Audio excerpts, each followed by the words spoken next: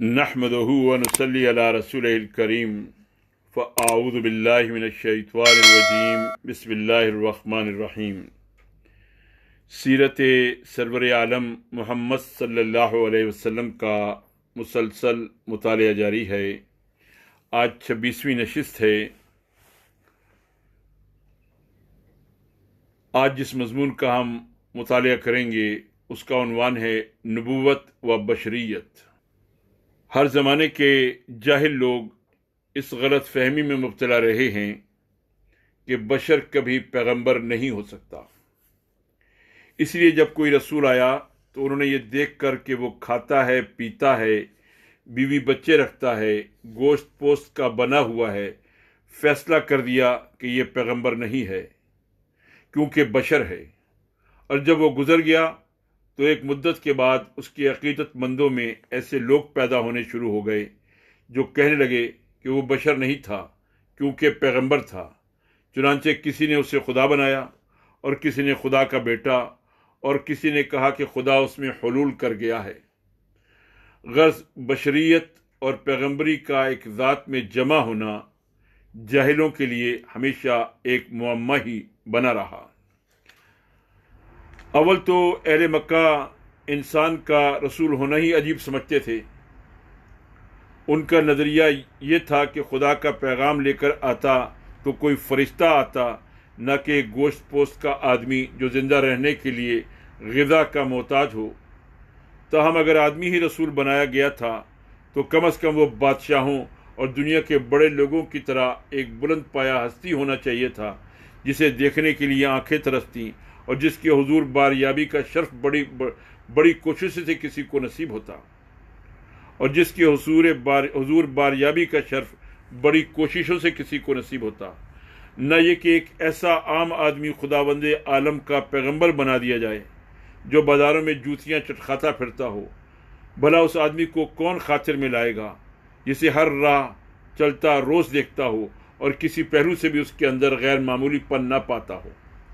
बाल्फाज दीगर उनकी राय में रसूल की ज़रूरत अगर थी तो वामुन्नास को हिदायत देने के लिए नहीं बल्कि उजूबा दिखाने या ठाट बाट से धौंस जमाने के लिए थी, या फिर एक फरिश्ता उसके साथ कर दिया जाता जो हर वक्त कोड़ा हाथ में लिए रहता और लोगों से कहता कि मानो इसकी बात वरना अभी खुदा का अजाब बरसा देता हूँ। ये तो बड़ी अजीब बात है कि कायनात का मालिक एक शख्स को नबूवत का जलील क़दर मनसब अता करके बस यूं ही अकेला छोड़ दे और वो लोगों से गालियाँ और पत्थर खाता फिरे।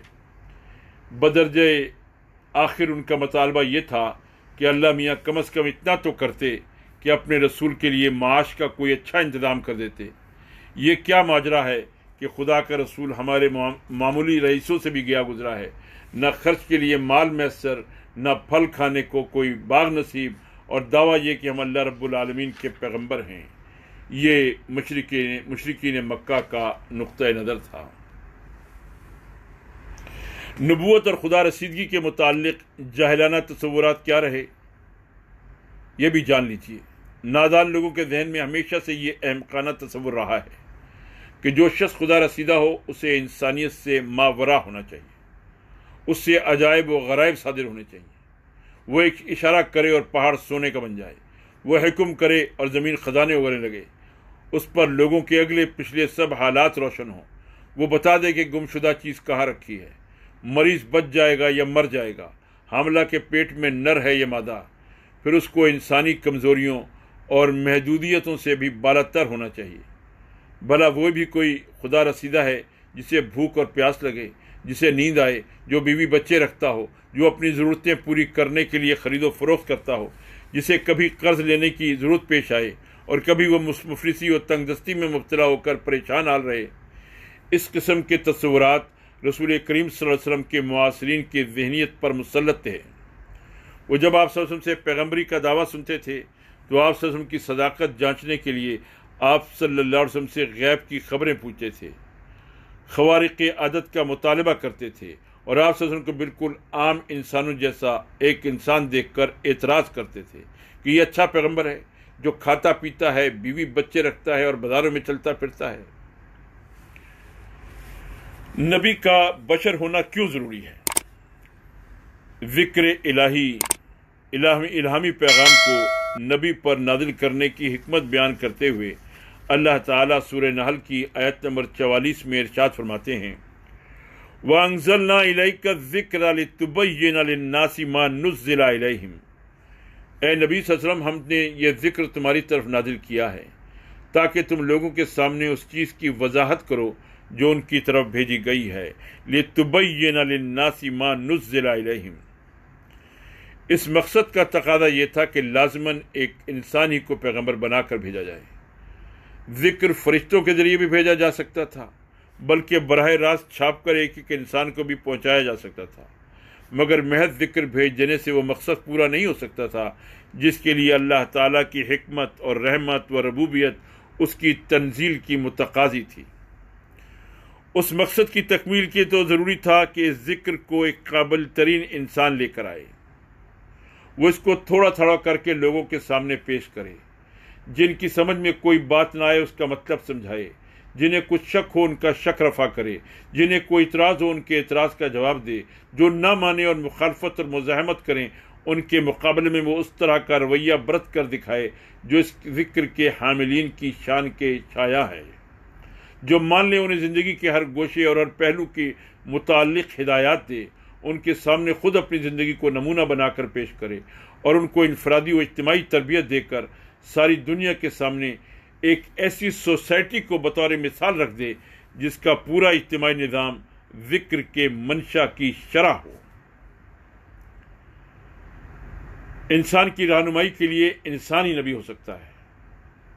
پیغمبر کا کام صرف اتنا ہی نہیں ہے کہ آ کر پیغام سنا دے، بلکہ اس کا کام یہ بھی ہے کہ اس پیغام کے مطابق انسانی زندگی کی اصلاح کرے، اسے انسانی احوال پر اس پیغام کے اصولوں کا انطباق کرنا ہوتا ہے، اسے خود اپنی زندگی میں ان اصولوں کا عملی مظاہرہ کرنا ہوتا ہے، اسے ان بے شمار مختلف انسانوں کے ذہن کی گتھیاں سلجھانا پڑتی ہیں جو اس کا پیغام سننے اور سمجھنے کی کوشش کرتے ہیں، اسے ماننے والوں کی تنظیم اور تربیت کرنی ہوتی ہے تاکہ اس پیغام کی تعلیمات کے مطابق ایک معاشرہ وجود میں آئے، اسے انکار اور مخالفت و مزاحمت کرنے والوں کے مقابلے میں جد و جہد کرنی ہوتی ہے تاکہ بگاڑ کی حمایت کرنے والی طاقتوں کو نیچا دکھایا جائے اور وہ اصلاح عمل میں آ سکے جس کے لیے خدا نے اپنا پیغمبر مبعوث فرمایا ہے۔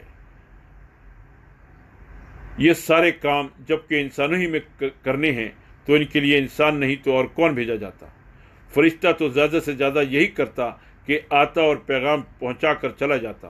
انسانوں میں انسانوں کی طرح رہ کر انسان کے سے کام کرنا اور پھر انسانی زندگی میں منشاء الہی کے مطابق اصلاح کر کے دکھانا کسی فرشتے کے بس کا کام نہ تھا، ان کے لیے تو ایک انسان ہی موزوں ہو سکتا تھا۔ بشریت انبیاء،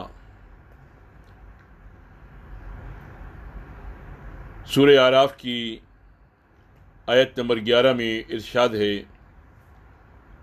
وَلَقَدْ خَلَقْنَاكُمْ ثُمَّ صَوَّرْنَاكُمْ ثُمَّ قُلْنَا لِلْمَلَائِكَةِ اسْجُدُوا لِآدَمَ، ہم نے تمہاری تخلیق کی ابتدا کی، وَلَقَدْ خَلَقْنَاكُمْ، پھر تمہاری صورت بنائی، ثُمَّ صَوَّرْنَاكُمْ، پھر فرشتوں سے کہا آدم کو سجدہ کرو، ثم قلنا للملائکۃ اسجدوا لآدم۔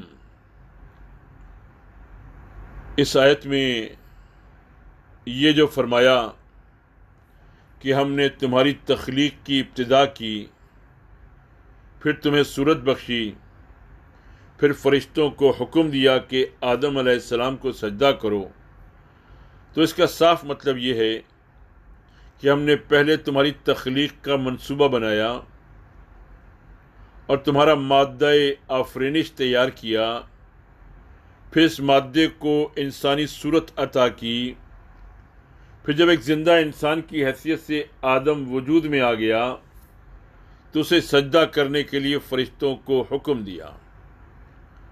آدم علیہ السلام کو جو سجدہ کرایا گیا تھا وہ آدم علیہ السلام ہونے کی حیثیت سے نہیں بلکہ نوع انسانی کا نمائندہ فرد ہونے کی حیثیت سے تھا۔ اس آیت کی تشریح خود قرآن مجید میں دوسرے مقامات پر بیان ہوئی ہے۔ مثلا سورہ صاد رکوع نمبر 5 میں ہے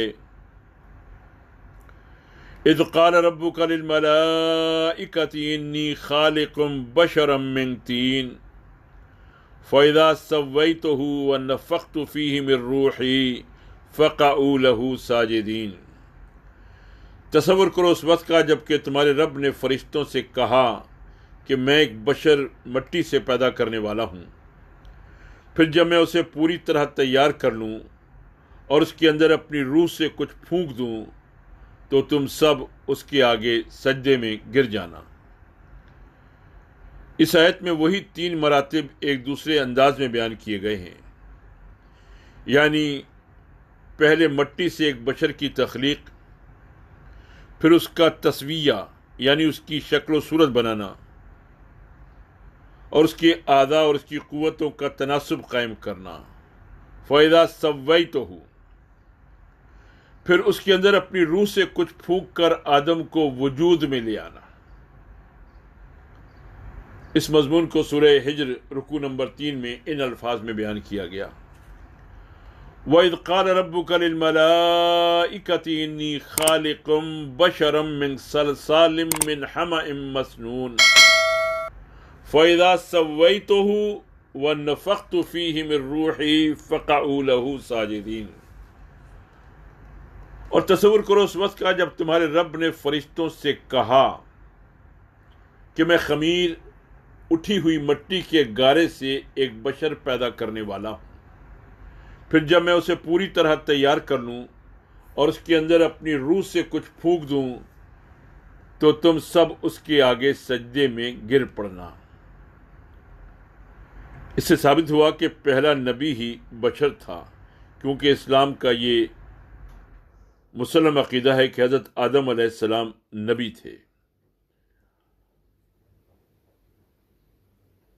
سورہ ہود کی آیت نمبر 31 میں ارشاد ہے، وَلَا أَقُولُ لَكُمْ عِنْدِي خَزَائِنُ اللَّهِ وَلَا أَعْلَمُ الْغَيْبَ وَلَا أَقُولُ إِنِّي مَلَكٌ وَلَا أَقُولُ لِلَّذِينَ تَزْدَرِي أَعْيُنُكُمْ لَنْ يُؤْتِيَهُمُ اللَّهُ خَيْرًا اللَّهُ أَعْلَمُ بِمَا فِي أَنفُسِهِمْ إِنِّي إِذًا لَمِنَ الظَّالِمِينَ۔ اور نوح علیہ السلام نے کہا، میں تم سے نہیں کہتا کہ میرے پاس اللہ کے خزانے ہیں، نہ میں یہ کہتا ہوں کہ میں غیب کا علم رکھتا ہوں، نہ میرا یہ دعویٰ ہے کہ میں فرشتہ ہوں، اور یہ بھی میں نہیں کہہ سکتا کہ جن لوگوں کو تمہاری آنکھیں حقارت سے دیکھتی ہیں انہیں اللہ نے کوئی بھلائی نہیں دی ہے، ان کے نفس کا حال اللہ ہی بہتر جانتا ہے، اگر میں ایسا کہوں تو ظالم ہوں گا۔ یہ اس بات کا جواب ہے جو مخالفین نے کہی تھی کہ ہمیں تو بس اپنے ہی جیسے ایک انسان نظر آتے ہو، ہمیں تو تم بس اپنے ہی جیسے ایک انسان نظر آتے ہو۔ اس پر حضرت نوح علیہ السلام فرماتے ہیں کہ واقعی میں ایک انسان ہی ہوں، میں نے انسان کے سوا اور کچھ ہونے کا دعویٰ کب کیا تھا کہ مجھ پر یہ اعتراض کرتے ہو؟ میرا دعویٰ جو کچھ ہے وہ تو صرف یہ ہے کہ خدا نے مجھے علم و عمل کا سیدھا راستہ دکھایا ہے، اس کی آزمائش تم جس طرح چاہو کر لو، مگر اس دعوے کی آزمائش کا یہ کون سا طریقہ ہے کہ کبھی تم مجھ سے غیب کی خبریں پوچھتے ہو اور کبھی ایسے ایسے عجیب مطالبے کرتے ہو کہ گویا خدا کے خزانوں کی ساری کنجیاں میرے پاس ہیں، اور کبھی اس بات پر اعتراض کرتے ہو کہ میں انسانوں کی طرح کھاتا پیتا اور چلتا پھرتا ہوں، گویا میں نے فرشتہ ہونے کا دعویٰ کیا تھا۔ جس آدمی نے عقائد، اخلاق اور تمدن میں صحیح راہبری کا دعویٰ کیا ہے اس سے ان چیزوں کے متعلق جو چاہو پوچھو، مگر تم عجیب لوگ ہو جو اس سے پوچھتے ہو کہ فلاں شخص کی بھینس کٹڑا جنے گی یا پڑیا۔ گویا انسانی زندگی کے لیے صحیح اصول اخلاق و تمدن بنانے کا کوئی تعلق بھینس کے حمل سے بھی ہے۔ سورہ مومنون کی آیت نمبر 24 تا 25 میں ارشاد ہے، فَقَالَ الْمَلَأُ الَّذِينَ كَفَرُوا مِنْ قَوْمِهِ مَا هَذَا إِلَّا بَشَرٌ مِثْلُكُمْ يُرِيدُ أَنْ يَتَفَضَّلَ عَلَيْكُمْ وَلَوْ شَاءَ اللَّهُ لَأَنزَلَ مَلَائِكَةً مَا سَمِعْنَا بِهَذَا فِي آبَائِنَا الْأَوَّلِينَ إِنْ هُوَ إِلَّا رَجُلٌ بِهِ جِنَّةٌ فَتَرَبَّصُوا بِهِ حَتَّىٰ حِينٍ۔ اس کی یعنی حضرت نوح علیہ السلام کی قوم کے جن سرداروں نے ماننے سے انکار کیا وہ کہنے لگے، یہ شخص کچھ نہیں ہے مگر ایک بشر تم ہی جیسا، اس کی غرض یہ ہے کہ تم پر برتری حاصل کرے. یرید ان یتفضل علیکم، اللہ کا اگر بھیجنا ہوتا تو فرشتہ بھیجتا. وَلَوْ شَاءَ اللَّهُ لَأَنزَلَ مَلَائِکَةً. یہ بات تو ہم نے اپنے باپ دادا کے وقتوں میں سنی ہی نہیں کہ بشر رسول بن کر آئیں گے. مَا سَمِعْنَا بِهَذَا فِي آبَائِنَا الْأَوَّلِينَ. کچھ نہیں، بس اس آدمی کو ذرا جنون لاحق ہو گیا ہے. إِلَّا رَجُلٌ بِهِ جِنَّةٌ فَتَرَبَّصُوا بِهِ حَتَّى حِينٍ. کچھ مدت اور دیکھ لو، شاید افاقہ ہو جائے. یہ خیال تمام گمراہ لوگوں کی مشترک گمراہیوں میں سے ایک ہے کہ بشر نبی نہیں ہو سکتا. اسی لیے قرآن نے بار بار اس جاہلانہ تصور کا ذکر کر کے اس کی تردید کی ہے، اور اس بات کو پورے زور کے ساتھ بیان کیا ہے کہ تمام انبیاء انسان تھے اور انسانوں کے لیے انسان ہی نبی ہونا چاہیے.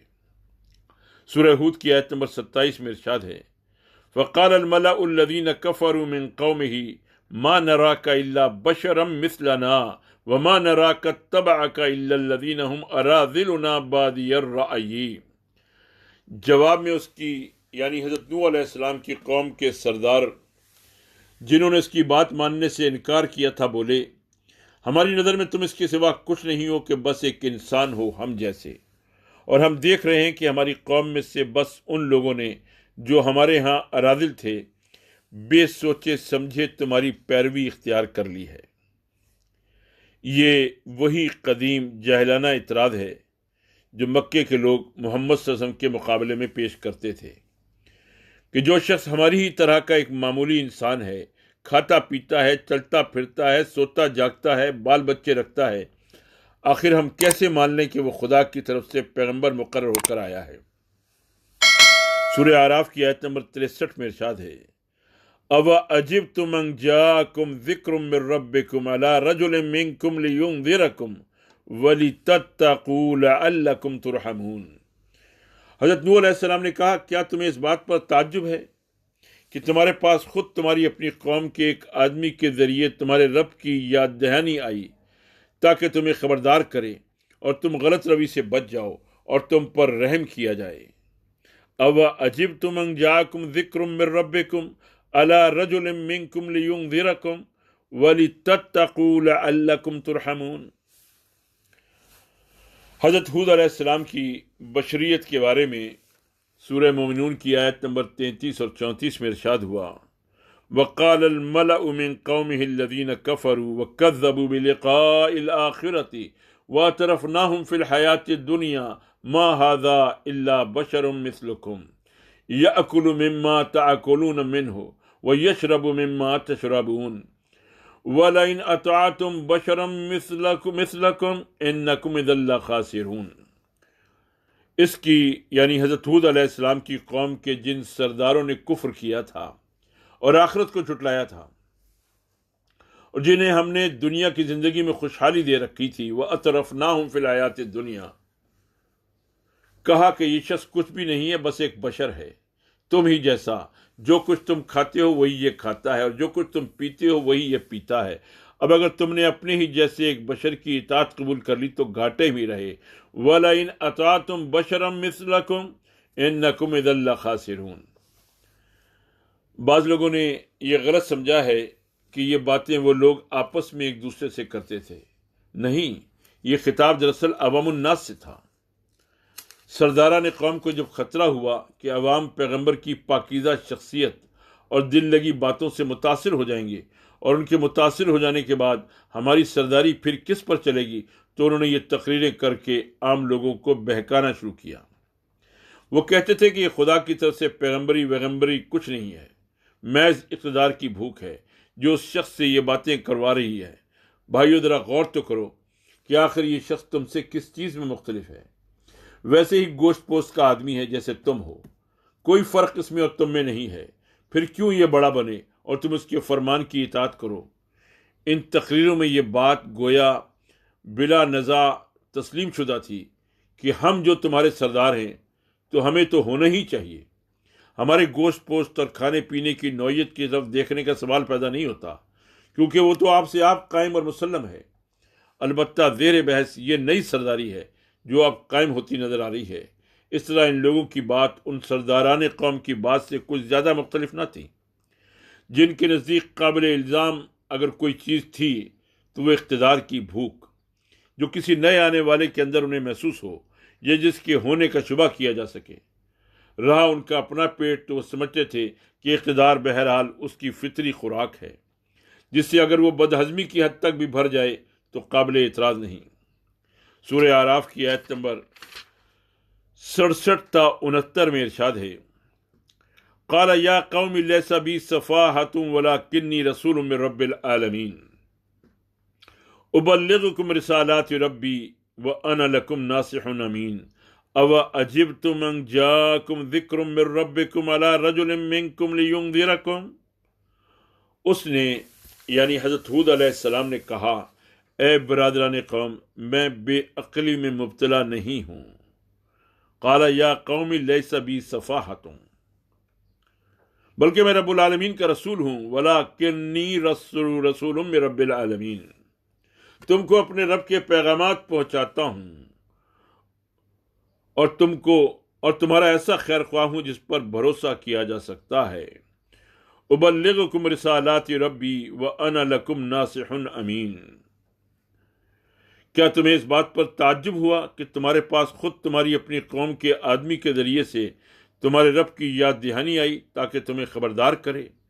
او عجبتم ان جاءکم ذکر من ربکم علی رجل منکم لینذرکم۔ سورہ حامیم سجدہ کی آیت نمبر 14 میں ارشاد ہوا، قالوا لو شاء ربنا لانزل ملائکۃ فانا بما ارسلتم بہ کافرون۔ انہوں نے کہا اگر ہمارا رب چاہتا تو فرشتے بھیجتا، لہذا ہم اس بات کو نہیں مانتے جس کے لیے تم بھیجے گئے ہو۔ حضرت صالح علیہ السلام و شعیب علیہ السلام کی بشریت کے بارے میں بھی ایسے ہی بات کہی گئی۔ سورہ شعراء کی آیت نمبر 153-154 میں ارشاد ہے، قالوا انما انت من المسحرین ما انت الا بشر مثلنا فأت بآیۃ ان کنت من الصادقین۔ ثمود کی قوم کے لوگوں نے جواب دیا کہ تو محض ایک سحر زدہ آدمی ہے، تو ہم جیسا ایک انسان کے سوا اور کیا ہے، لا کوئی نشانی اگر تو سچا ہے۔ اور سورہ شعراء ہی میں آیت نمبر 185 اور 186 میں ارشاد ہوا، قالوا انما انت من المسحرین وما انت الا بشر مثلنا وان نظنک لمن الکاذبین۔ انہوں نے کہا تو محض سحر زدہ آدمی ہے اور تو کچھ نہیں ہے مگر ایک انسان ہم ہی جیسا، اور ہم تو تجھے جھوٹا آدمی سمجھتے ہیں۔ وَإِن نَظُنُّكَ لَمِنَ الْكَاذِبِينَ۔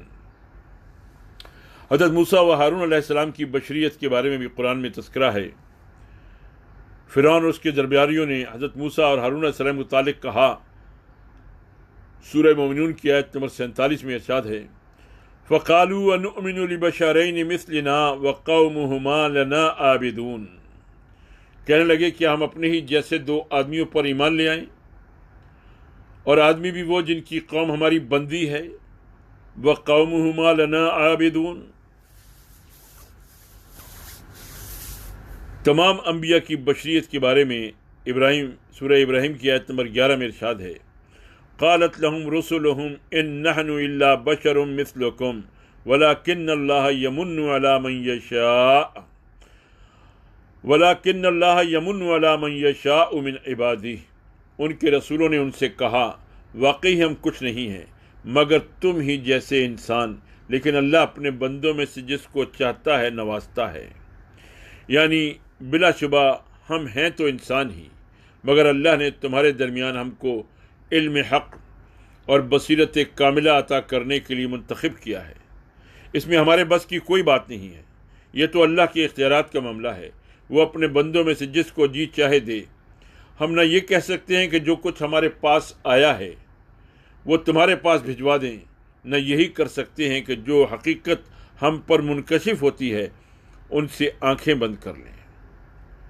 سورہ ابراہیم کی آیت نمبر 10 میں ہی ارشاد ہے، قالوا ان انتم الا بشر مثلنا تريدون ان تصدونا عما كان يعبد آباؤنا فأتنا بسلطان مبین، انہوں نے رسولوں کو جواب دیا تم کچھ نہیں ہو مگر ویسے ہی انسان جیسے ہم ہیں، تم ہمیں ان ہستیوں کی بندگیوں سے روکنا چاہتے ہو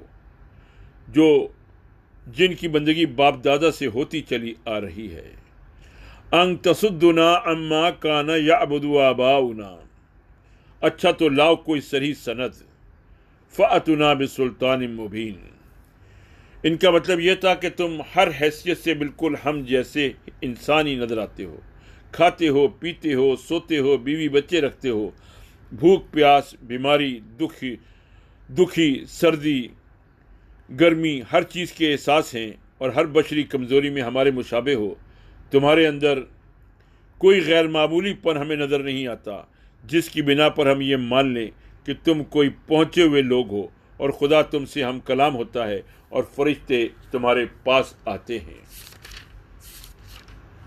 یہ وہ آیات ہیں جو قرآن میں بیان کی گئیں کہ ہمیشہ انبیاء پر یہ اعتراض کیا گیا کہ وہ بشر ہیں، اس لیے وہ اللہ کے پیغمبر کیسے ہو سکتے ہیں، اور قرآن صاف صاف کہہ رہا ہے کہ تمام انبیاء اللہ ہی کے بندے تھے، بشر تھے، اللہ نے ان کو اپنی طرف سے علم عطا کیا تاکہ وہ انسانوں کی رہنمائی کر سکیں۔ وآخر دعوانا ان الحمد للہ رب العالمین۔